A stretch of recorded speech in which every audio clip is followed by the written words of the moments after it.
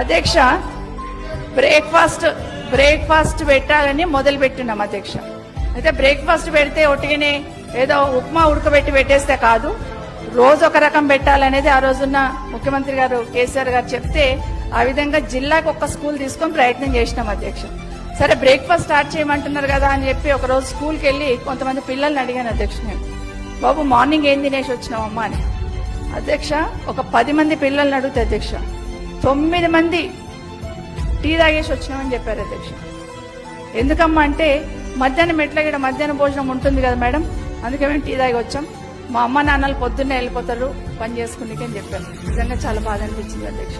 కాబట్టి ఈ ప్రభుత్వాన్ని కూడా నా రిక్వెస్ట్ ఒకటే అధ్యక్ష, గత ప్రభుత్వం స్టార్ట్ చేసింది కదా మేమెందుకు చేయాలని కాకుండా దయచేసి ఇది పేద బిడ్డల ఆకలిని దృష్టిలో పెట్టుకొని తప్పకుండా బ్రేక్ఫాస్ట్ అనేది చేయాలా, ఏర్పాటు చేయమని ప్రభుత్వానికి విజ్ఞప్తి చేస్తున్నాను అధ్యక్ష.